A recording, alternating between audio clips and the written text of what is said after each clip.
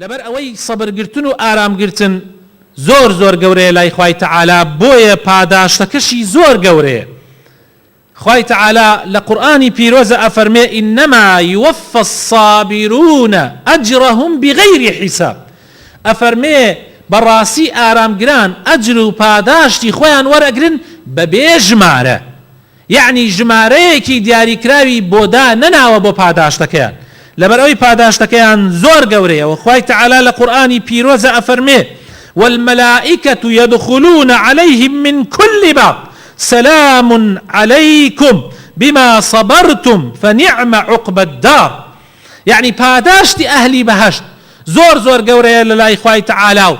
ملائكة همو پیشوازیان لئکن لهمو درگاکانوا پیشوازی لو کسانه اکن که ارونا بهشتوا پاشان پیان الین سلامی خواتان لیبه لسر او آرام گرتنی که آرامتان گرت. چونکە هەموو ئەوانەی لە دەرگاکانی بەهەشتەوە ئەچنە ژوورەوە هەمووی بە ئارام و سەبر ئەچنە ژوورەوە. هەموو سەبر وای پێیان کردووە کە بتوانن ئەو بەهەشتە بەدەست بێنن. عەتای کوڕی ئەبی ڕەباح بۆمان ئەگێڕێتەوە ئیبن عەباس ڕەزای خوای لێبێ ئەفەرمێ ئەلا ئوریکە ئیمرەئەتەن من ئەهل الجەنە، ئایا پێت پیشان نەدەم ئافرەتێک کە لە ئەهلی بەهەشت بێ، يعني آفرتيكي أهلي بهشت بي بيشان ندم. وتم بلي وتي فقلت بلى. قال هذه المرأة السوداء فرموي أم آفرة الرشا رشت بيستا أهلي بهشت أتت النبي صلى الله عليه وسلم هات خزمتي بيغمري خوا صلى الله عليه وسلم فقالت وتي أي بيغمري خوا إني أسرع وإني أتكشف فادعوا الله لي. فرموي من توشي بركم ديم ولكاتك شات توشي بركم ديم يعني لهوش خوم اتشموا جانم در اكوي، يعني ديار بشيويك اكوم حنديك لعورتم در اكوي. فادعوا الله لي داوام بوبك لخواي قورك توشي او بركم النيم. بيغمري خوايش فرموي ان شئتي صبرتي ولك الجنة، اگر اتوي صبر و آرامت هبه لسر او نخوشيه بهشت بوتويه. وإن شئت دعوت الله أن يعافيك، أجريش أتوي دعاء بو أكم تخواي قورا لو نخوشيه رزقارتك آفرتك تشيود. فرموي أصبر، فرموي أي بيغمري خوايا كم يان هلا بجيرم صبر أقرم لسر نخوشيكم بس يك دعوام هيلتو فادعوا الله لي أن لا أتكشف. بس اونا داوام بوبك لا اخوای تعالی کاتی کتوشی او پرکم ابم عورتم بدر نکوي، يعني جانم بدر نکوي. فدعا لها پیغمبر خواش صلى الله عليه وسلم دعای بو کرد. يعني براستي زور گوره انسان صبر بگری اگر نخوشیه کی هبه نقصانیه کی هبه کمو کرتیه کی هبه صبر بگری ان شاء الله بهش بو او کسه.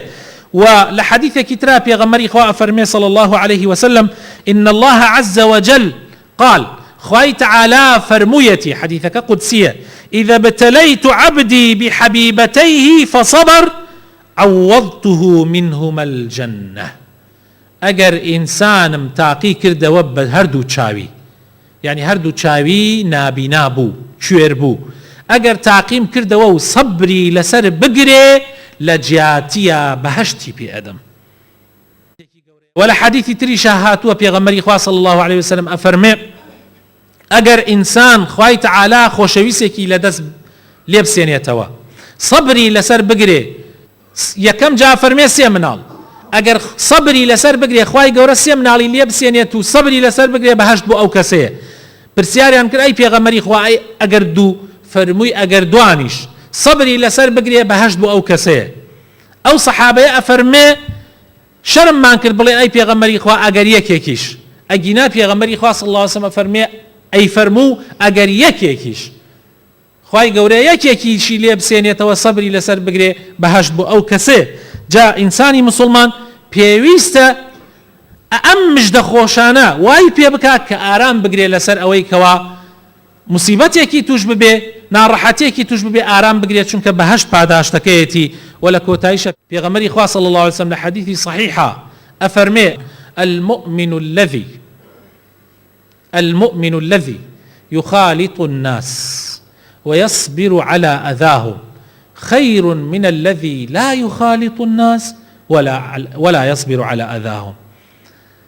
پێغەمبەری خوا صلی الله عليه وسلم لە حەدیثی صحیحە ئەفەرمێ ئەو ئیماندارەی ئەمە هەموومان ئەگرێتەوە ئەو ئیماندارەی کە تێکەڵ خەڵکی بکە یعنی ئیش و کاسبی و ژیانی تێکەڵ خەڵکە ئیسە کەم کەس ئەتوانێت جیا ببێتەوە لە خەڵک یعنی هەر ئەبێ لە ناو خەڵکا بژێ و سەبر بگرێ لەسەر ئەو ناڕەحەتیانەی کە لەلایەن خەڵکۆ تووشێ بێ غەیبەت یەکەن بوختیانی بۆ هەڵەبەسن قسەی پێ ئەکەن يعني أنواع وأشكال آزار التوشبيه حق تخون ماف تخون ظلمت لي أكن أجر صبري لسر بقري بيغمري خاص الله سبحانه فرمي أو الزور لو كسب عشتره أو كسل لا إخوة تعالى بلي زور برستره لو مسلماني هر مسلمانة بلام ناتواني صبر بقري تيكلي خلقي ناكا وناتواني صبر بقري فاداشتي أول لا إخوة تعالى زور لما يتريان زياتره يا ربي إخوة بخاطرنا وجوانا كان يخوت رحمن بيبكي يا ربي آرام وصبر من بنصيب بكي يا ربي خوايا بخاطر ناو جوانا كان يخوت بخاطر اسم عظمي خوت يا رب العالمين إصلاحي حال من بكي